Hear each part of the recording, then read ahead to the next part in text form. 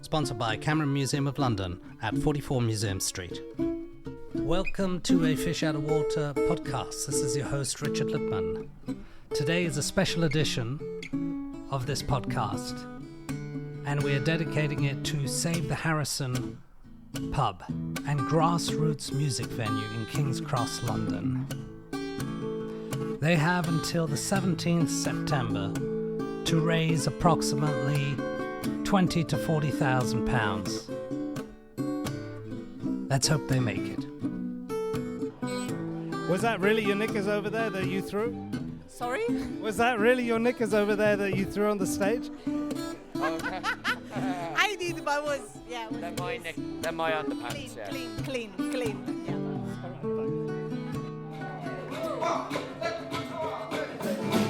You are what you do. We're the 90s Nashville band, and we play Nashville hits from between the years 1985 and 1995. Tell us a bit more about the Harrison, how you get to know. So the Harrison it's still an amazing place. It was kind of like my introduction to the music scene in London. I just stumbled across it one night and ended up at a lock-in. This was like 15 years ago. And the basement used to basically be a crack den filled with banjos and discarded balalaikas and stuff, and everyone would just play music and do drugs in the basement. Sorry, I shouldn't say that. That's not what happened. It was always very reputable. But it was great. It was like a folk ghetto, and it remains that way in a very wholesome, generative way for the whole community. Save the Harrison. All right, don't be shy. So what's the situation in America? Have you been there? You played there? Yes, I lived there for 2 years in Nashville. Yeah. Well, it's crazy. It's a crazy situation. Yeah, I'm half American, so yeah, it's insane. I mean, it seems like maybe there could be a civil war pretty easily. So I think you just look at what's going on, right? There was an insurrection in, the last time an election happened. So Is it 50-50? Neither of those statements is true. Yeah. So, but it's complicated basically, and it's probably more than I could explain in. Just When you're over there, it's amazing. The level is insane. Yeah, especially in Nashville. when you say the level, what do you mean by that? I mean, like for styles that we commonly think of as pop music, including pop, blues, soul, country, gospel, all that kind of stuff. It's not a version of it they're doing out there. It's a living tradition. So you see it right at the source. It's amazing. It's really amazing. Yeah, really special.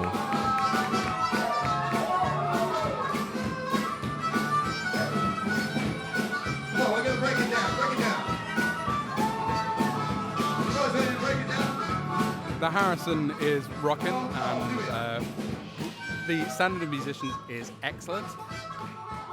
It's so lovely to come here to such a communal place and see such a range of colour and diversity in people, and all ages coming out to see really cutting edge, quite experimental music, quite challenging, not the kind of folk cliches I was expecting, and it's been really fun to be part of.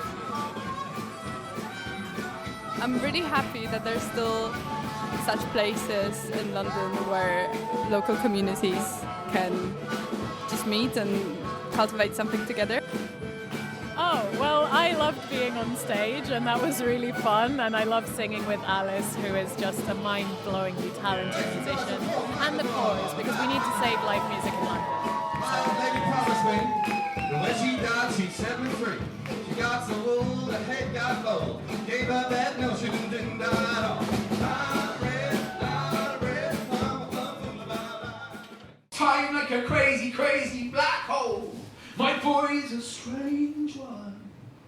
He's teaching me to become a man. By flinging his banana juice in my shoes. By singing like a red-hot band that has cantankerous broken arm. Flocks of electric orca swim through him when he touches water, and as he dries off, his eyes are following the flight paths of crocodile God. Jesus, that's embarrassing.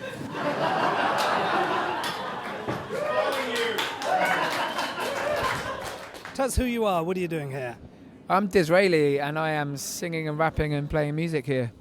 I understand you've got a quite long music history. Can you tell us a bit about it? Yeah, I've been releasing records for about 20 years, a little bit longer, and I've done many projects with many bands. Had the joy of collaborating with a lot of different people from the world of folk, hip-hop, dance music, like really very broad, composed for TV, you know. So yeah, a very, really broad range of stuff. Anything that moves me, I'll do, basically. I don't fly where possible, and I had a gig. I mean, this is going back now, 2010. I had a big gig in Cairo, and I didn't want to fly, so I went to Cairo and back over land, and did lots of gigs along the. Yes, Lara. Hello. That's nice. So yeah, I just via the magic of social media arranged a whole tour along the way. I've played in Kosovo, Palestine, Istanbul, Czech Republic, you know, all over, and Cairo as well, and then came back and did a similar thing. So yeah, I just kind of wanted to show how it's possible to think about touring differently. It's possible to think about travel differently and relationship with place differently as well. You get to see a lot more, right, when you travel by land? You get to see a hell of a lot more, and you get to smell the people and meet them and yeah, actually have contact with the place. But it's very different for me now because I've got twin boys who are 3.5. So the idea of taking, you know, 3 weeks to do a gig and back is much less possible now. So now the decision to tour by land, was that to do with fear of flying, or was it purely environmental? Purely environmental. Yeah, I love flying. You said that you toured in Palestine. Was that the West Bank or in Gaza? I've never been to Gaza. I've been twice to the West Bank. Yeah, so I stayed with Israeli friends in Tel Aviv, and then I went to meet and tour around the West Bank. And then second time I went to play at a festival called Bethlehem Live in Bethlehem. What was your experience? Intense generosity, beautiful culture, and deep sadness. Yeah, deep sadness. And why do you say deep sadness? So many different levels. It's a very, very, very deep and tangled issue. Deep sadness for my Israeli friends that they've grown up in a culture that means there's so much fear and distance. They feel so far away from their Palestinian neighbours that they can't really see them as people. You know, in the way that you can't see people as people that you don't see the faces of. You know, you put a paper bag on someone's head, it's very hard to imagine them as a human. And there's that in the culture. And very sad, very deeply sad for my Palestinian friends who are living in a situation of profound injustice where, you know, it's an apartheid system where it's segregated along ethnic lines, and I mean it just is. It's just like, physically is.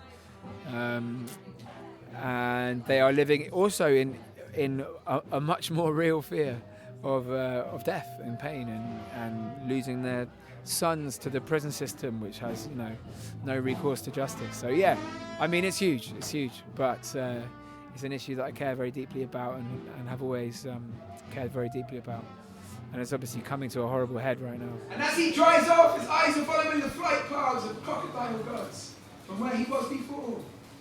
My son wasn't born in any hospital. He sprang from a fireplace in tours to be formed in a too-hot winter. A version of truth curled in him. Maps to the end of the world in him. Tell us, how do you make music? I make music in lots of ways. One way the way I've been performing tonight has been just me and my guitar. And that's one way I make music. I'm just sitting with my guitar, mainly through feel, because I'm not formally trained on the guitar. And I also make music in my studio. I play piano as well and play various instruments. So make a more kind of formal composition process. Yeah, it really depends, but it's generally pretty much always from a place of feeling rather than a place of knowing. Or how do you connect with your audiences? I just remember what the song's about and enter it. And hopefully they'll feel that too. What about remembering? Is that easy to do? Remembering the words, remember what the song's about. Everything, the words, what it's about. No, it's generally not hard because I've done the many thousands of hours of internalizing and learning and practicing and playing. So that is not hard. Sometimes it's hard to remember what the song's about because I've played some of those songs I've played tonight. I've played many hundreds of times, so at least. So yeah, but it's just about finding presence, really. What's the connection with Harrison Festival? My connection with the Harrison is just that I did a gig for Paul at the Harrison a few years ago. I'm aware of the Harrison as an underground music venue, and a lot of my career takes place in underground music venues, and so it's very important to me that these places exist. So it's about underground music venues in the world. Are there any that are very memorable? The people, the place, the smell, the music? I mean, I've just done a tour around the UK, 15 different cities, 15 different venues, and yeah, I mean, where did we play in Leeds? We played at the Hyde Park Book Club, which is built in an old petrol station. The venue itself is in the old fuel reservoir of the petrol station, underneath the old petrol station. And that was brilliant, like a tiny room. That was fantastic. Many, man. There's just so many. And it's such a broad church, isn't it? Have you been lured by Uber commercialism about what to do, how to play? I mean, yeah. How to make loads of money? I mean, I definitely wanted to be really famous when I was younger. That was part of what drove me. But I've never been very good at writing the kind of music that will make me famous. I tend to write things that are stranger than I think. So yeah, I'm definitely and I sometimes have people saying to me, "Why don't you make it easier for your fans, man? Just like do something really accessible." But yeah, no, this seems to be what I come up with. What's the next project? Next project is a lullabies album. I'm releasing an album of lullabies for music lovers and their babies. Yeah. That's exciting. Are you on a label? I'm on a label called Def Presse, which is excellent hip hop, ambient music, beats label. Yeah. This has got to be the last question because it has to be, because I'm so tired. I haven't slept. It's not because my time is valuable. It's just because my brain's running out. just to assure. So the future of music, man, I don't know. As long as there's humans, there's music. So I'm excited to see where it goes. I think we're in a golden age of music right now. We're in a golden age of rap music, that's for sure. There's some incredible rap artists out there right now. What's that? I don't want it to have anything to do with AI, and I'm sure AI is going to be everywhere in music very shortly, and I know it's creeping in now, but it's certainly nothing that I want to have anything to do with. Keep it human. Thanks, brother. Cheers. Thank you. Nice to meet you. Cheers. Appreciate it.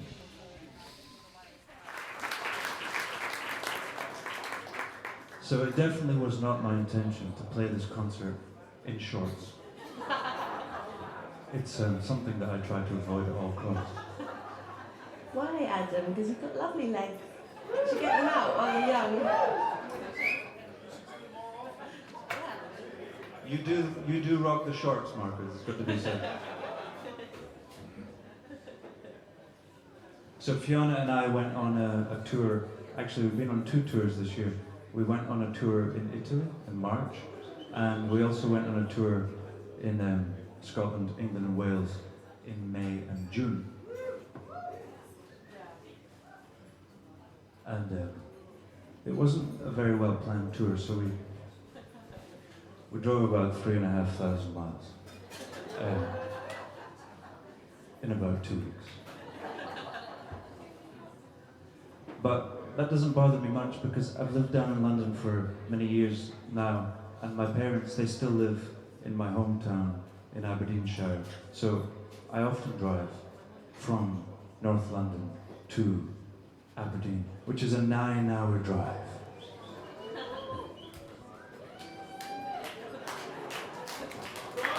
Yeah. 9 hours. But we don't count the hours when it's to visit our family, and that's what this song is about. It's a song for my mum and dad, and it's to appreciate them for the fact that they still live in the same house that I grew up in, and this is a song called Home Fires Burning.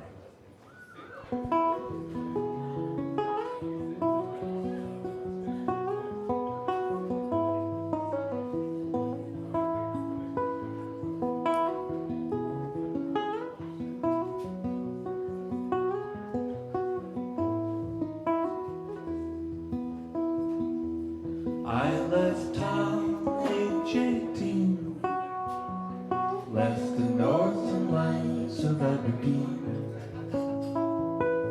and I went far enough from home to find a place to call my own.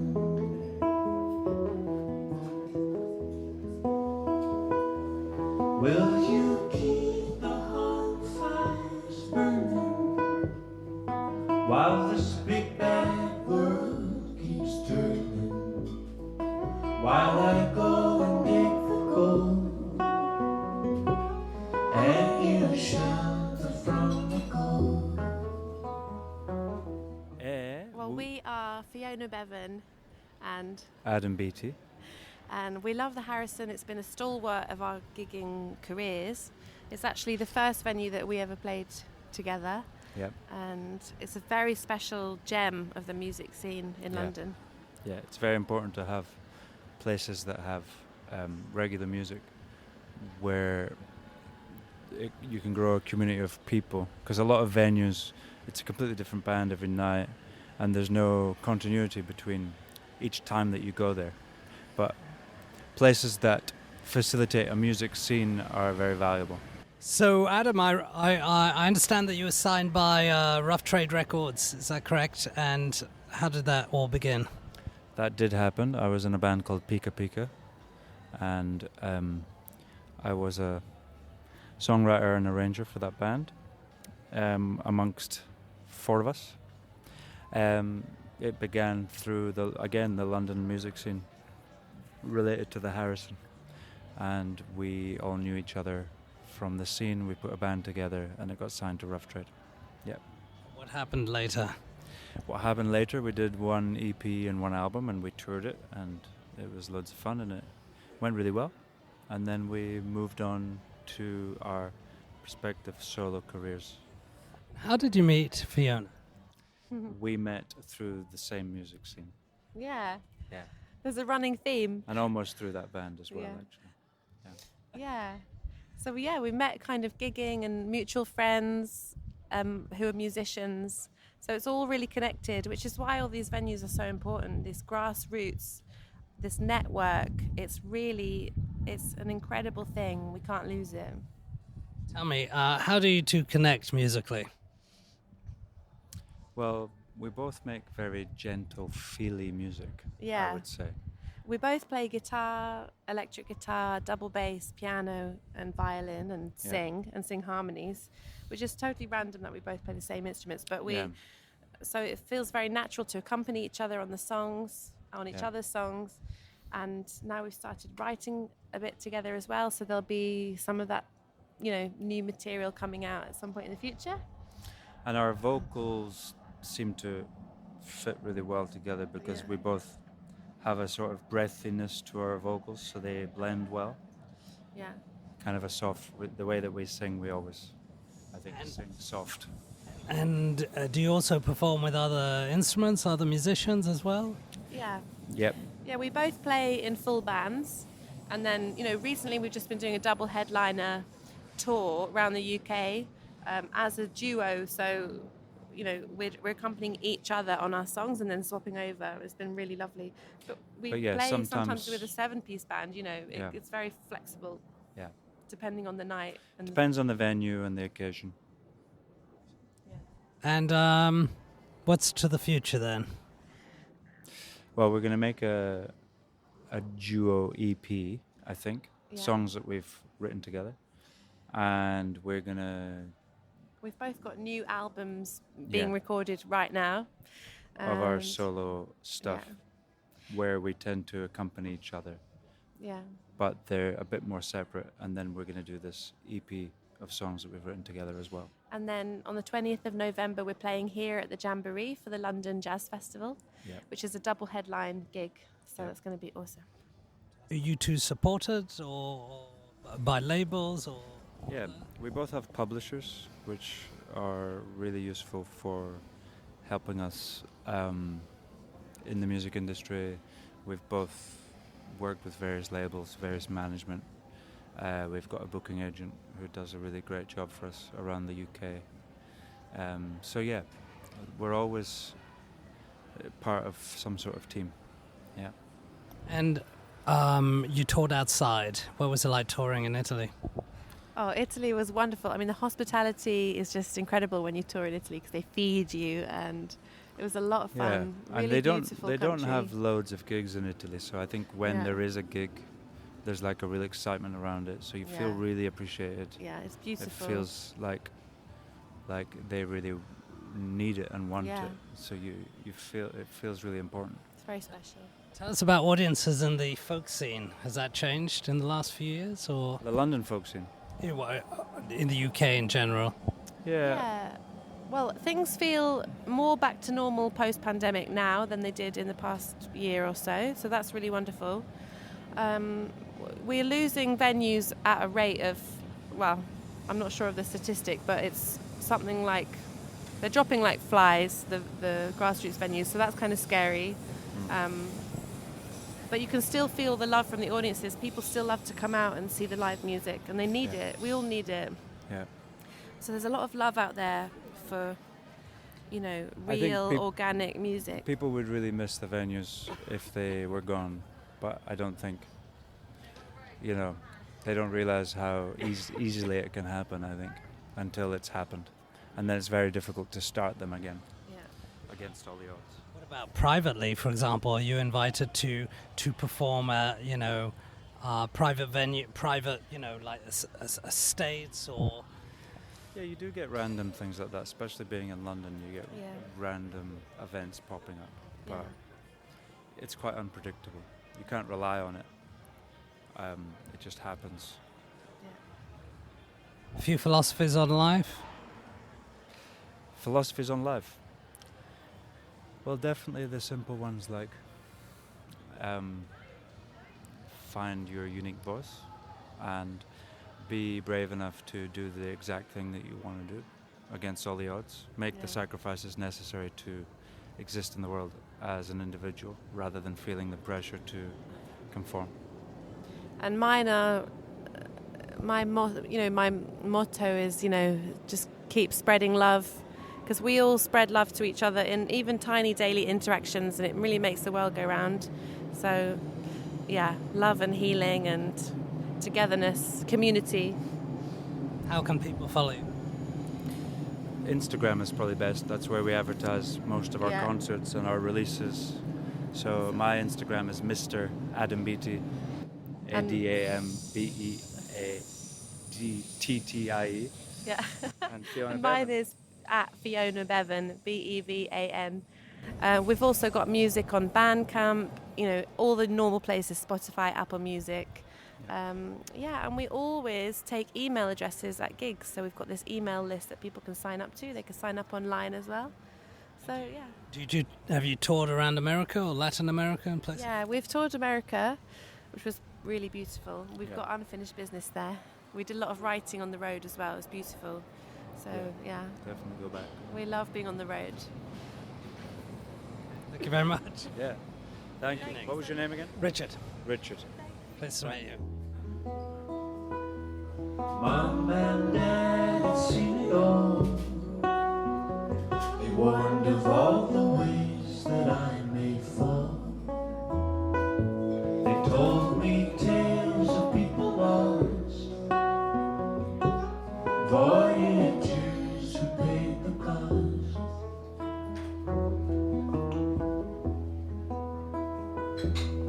Will you keep the heart fires burning? Will you pray for my returning?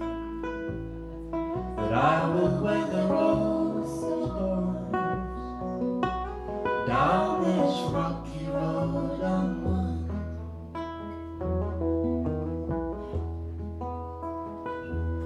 Then one year I came home and found my old school flattened to the ground. The tree we first kissed beneath was gone, taken by the last big storm. Won't you keep the bonfires burning while the wheels of time are turning? For all the things that break and bend, love will last until the end.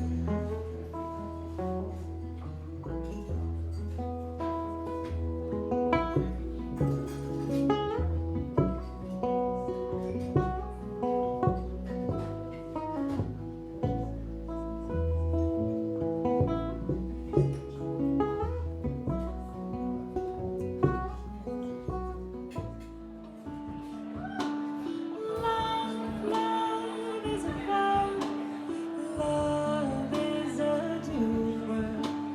Feelings on my way.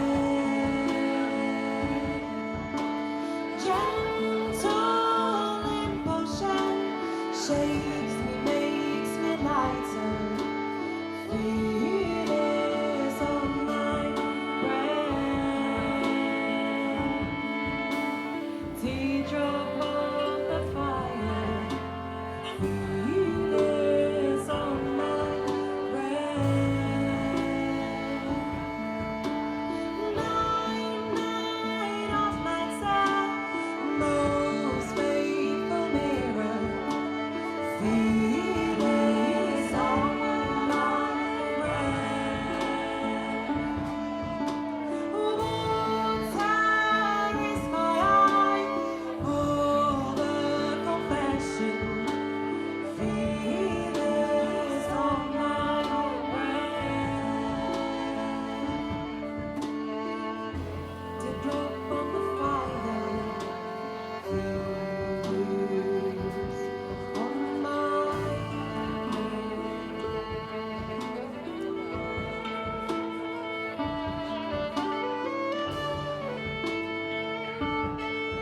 Who are you? What do you do? I'm Alice. I'm a musician and workshop leader, and I play lots of jazz, and I also play the harp and write my own music with the band. Who are your greatest influences? Ooh, in the jazz world, it has to be like, oh my god, that's such a big question. Well, obviously Billie Holiday and Ella Fitzgerald.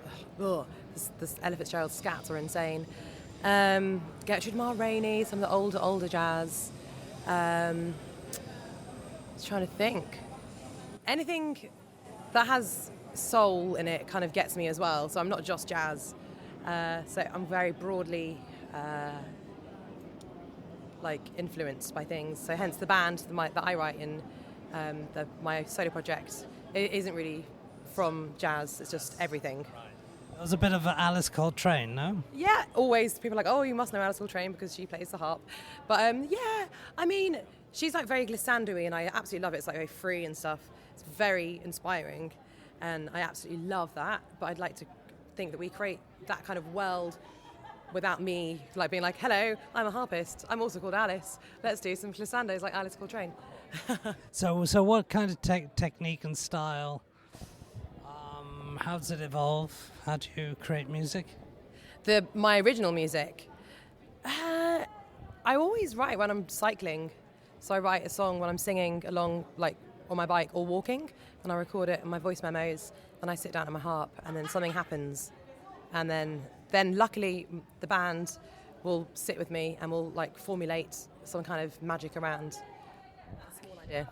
I think you could do an a cappella of an example. Oh, an example? I know. Oh my God. I don't think I can. There's so much going on. Let's see. 20 seconds. Well, the newest idea I've got is something I've been writing when I walk along the street because I don't cycle as much anymore. And the melody is like da da da da da da da da da da da da.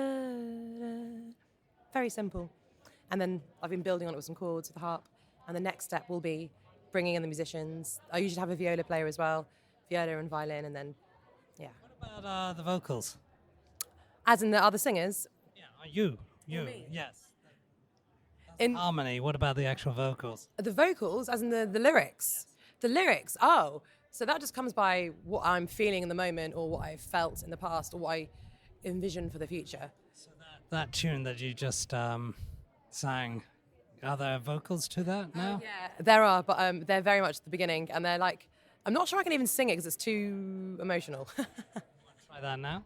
I genuinely don't think I can. It's about like becoming a mother, and the beginning of that was really hard for me. So I'm still like working on that, and I'm not sure I'll be able to even turn that into a song. Motherhood and music, was that difficult? How so? I've actually been really lucky because when I had my son, my husband has been super supportive, and to keep me who I am, we like agreed that I would carry on doing my music. And I've obviously taken a step back on some things, but we've carried on. And I don't write as much anymore because I'm not feeling that, but I've written an album with my son, which is nice. I think you come from the sort of the Catherine Burke generation. I don't know if you know her. I don't know. She's like, she sang as a trio. Catherine Burke? Classical voice, and then she went into sort of rock. Okay. I'll have to check her out. Indeed. Tell me more.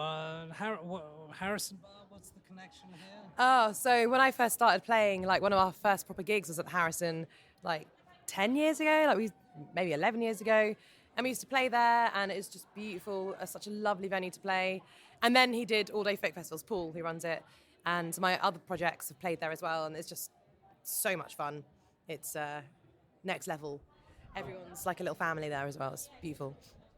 Tell us about the other projects. Are they with labels, or are they supported in any way? No, all completely DIY. Making up as we go along. I'm not really interested in labels because I feel everyone I know who's done it, they've had to like change quite a lot of what they want, and a lot of their like personal relation to their music gets a bit lost in the message. So I mean, obviously not all labels are like that, but I haven't found something that, yeah. So no, everything we do is very like down, dirty, all ourselves doing everything. We play at the Jamboree every Sunday with a collective, a jazz collective. We don't even have any recordings with that. But every Sunday it's full. Every Sunday people come and dance. So what's success for you? Playing music. Actually playing the music rather than not doing it and talking about it. That makes sense. Do you think there's a problem with that these days? A lot of people talking instead of doing? Yeah, people are like, not talking about it, but like, there's the whole social media and like, look at this thing I'm going to do. And then the thing lasts for like 20 seconds. And that's not really, in my opinion, a thing. Like actually playing the music with, there is so much to be said for production and I really respect that. But for me, that's not what I'm doing. I love playing live with other people. That is, for me, that feels like success. How do you promote your music? I don't. I don't know how anyone knows about anything we do. They just come. Yeah, there is zero strategicness behind anything we've done. And can you tell us your name again? Alice Phelps. And how long did it take you to play the harp? Is that difficult to play and sing at the same time? Well, I didn't originally learn the harp. It was, I was living in Bahrain. I went out there like 15 years ago, a long time ago, and started a music centre with some friends. And one of the students I had was like, her mother said, can you teach my daughter harp? And I was like, well, no, I can't play the harp. I can't teach your daughter harp. So she's like, what about if I lent you a harp? And I was like, okay. And she was like, as long as you're like a few lessons ahead of her. So anyway, she lent me a harp and I fell in love and started writing songs straight away.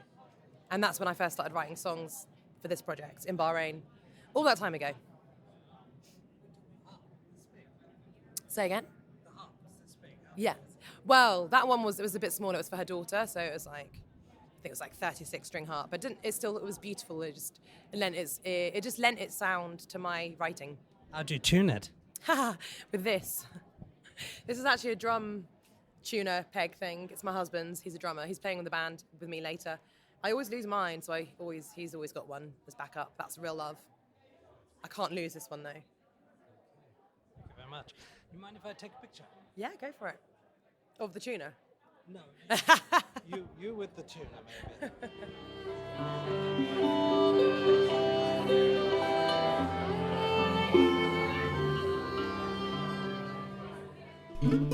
Sponsored by Cameron Museum of London at 44 Museum Street. Thank you for listening to a Fish Out of Water podcast. This is your host, Richard Lippman. Don't forget to donate to Save the Harrison if you can. We've got until the end of September to do so. Thanks for your support. Should you have any questions, comments or suggestions, please get in touch.